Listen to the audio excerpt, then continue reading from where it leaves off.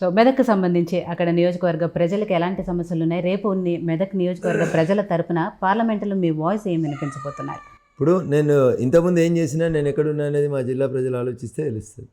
రఘునందన్ రావు అనేటువంటి వ్యక్తి నవంబర్ 2020లో దుబ్బాకలో ఉప ఎన్నికలో ఎమ్మెల్యేగా గెలిచిన తర్వాత అసెంబ్లీకి పోయిన తర్వాత రఘునందన్ రావు దుబ్బాక అనేటువంటి పేరుని, దుబ్బాక గౌరవాన్ని ఎంత పెంచింది అనేది మీరు మా జర్నలిస్ట్ మిత్రులు కానీ మా దుబ్బాక ప్రజలకు కానీ తెలుసు.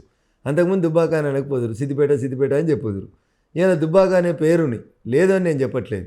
నన్ను అక్కడ ఎమ్మెల్యేగా గెలిపించిన తర్వాత మా ప్రజల గౌరవాన్ని పెంచిన, మా దుబ్బాక గౌరవాన్ని పెంచినాను. ప్రజలకు ఎక్కడ కష్టం వస్తే హోంగార్డులు, అంగన్వాడీలు, ఆశా వర్కర్లు, కానిస్టేబుళ్ళు, టీచర్లు, 317 జీవో, ఇట్లా ఎక్కడ ఎవరికి కష్టం వచ్చినా Raghunandan Rao is the voice of voiceless అని అసెంబ్లీలో నా గొంతు అణగారిన వర్గాల పక్షాన, ఎవరైతే అసెంబ్లీకి వచ్చి తమ గొంతు చెప్పుకోలేరో వాళ్ళందరి పక్షాన, పేదల పక్షాన నిలబడ్డారు.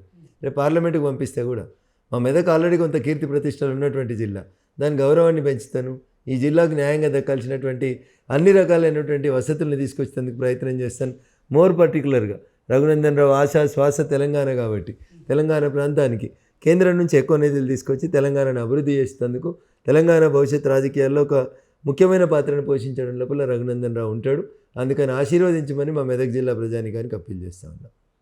మిగిలిన పార్లమెంట్ నియోజకవర్గాల కంటే మీ పార్లమెంట్ నియోజకవర్గానికి వచ్చేటప్పటికి సాక్షాత్తు అక్కడ కేసీఆర్ గారు, హరీష్ గారు ఇలాంటి వాళ్ళ నియోజకవర్గాలు ఉన్నాయి కాబట్టి పోటీ కొంచెం గట్టిగానే ఉంటుంది బీఆర్ఎస్కి అండ్ బీజేపీకి. రేపు కాంగ్రెస్కి సంబంధించిన అభ్యర్థిని ప్రకటించిన తర్వాత ఇంకా టఫ్ ఉండబోతోంది.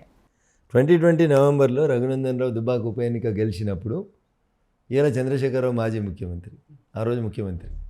ఇలా హరీష్ రావు గారు మాజీ మంత్రి, ఆ రోజు హరీష్ రావు గారు మంత్రి. అప్పుడే గెలిచినాం. ముఖ్యమంత్రికి పోయి కామారెడ్డిలో అది పోటీ చేస్తే ప్రజలు ఏం తీర్పిచ్చారో మీరు చూసారు. కాబట్టి చంద్రశేఖరరావు గారు పొడుగున్నారు, హరీష్ రావు గారు అడ్డంగా ఉన్నారు. ఇవి కాదు ప్రజలకు కావాల్సినవి.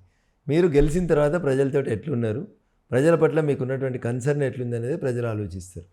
టీఆర్ఎస్ అనేది వాళ్ళే ముగించేసారు, బీఆర్ఎస్ అనేది ముగిసిపోయిన అధ్యాయం. ఇంకా మళ్ళీ వాళ్ళు బతకడానికి ఛాన్స్ లేదు. కాంగ్రెస్ పార్టీకి సంబంధించి కూడా ఇలానే మాట్లాడారు. అయిపోయింది కాంగ్రెస్ పార్టీ పని, ఇక తెలంగాణలో ఆ పార్టీ ఉనికుండదు, వెంటిలేటర్ మీద ఉంది, మార్చుడికి వెళ్ళిపోయింది, ఇవన్నీ కూడా మాట్లాడారు. కానీ వాళ్ళు అదే పార్టీ అధికారంలోకి వచ్చింది. అట్లాంటిది ప్రాంతీయ పార్టీ అయిన బీఆర్ఎస్ పార్టీ అంత ఈజీగా కనుమరుగవటం అనేది. ఇప్పుడు తమిళనాడులో ఏఐడిఎంకే ఉందా? జయలలిత గారి తర్వాత ఆ పార్టీ కనబడుతుందా?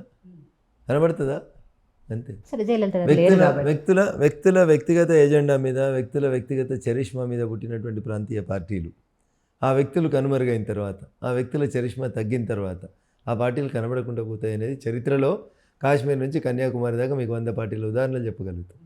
కాబట్టి ప్రాంతీయ పార్టీ అధికారం కోల్పోయింది, ఆగమవుతుంది, ఉక్కిరి బిక్కిరి అవుతుంది. అల్లునికి కొడుకు పడదు, కొడుకు బిడ్డకు పడదు, వీళ్ళు ముగ్గురికి తండ్రితో పడదు. ఇదంతా ఏం పంచాయితీ? ప్రజలే వద్దనుకుంటారు వాళ్ళని. అసలు రేపు వాళ్ళు ఏడుంటారు ఏందనేది కొద్ది రోజుల తర్వాత కాలం నిర్ణయిస్తారు.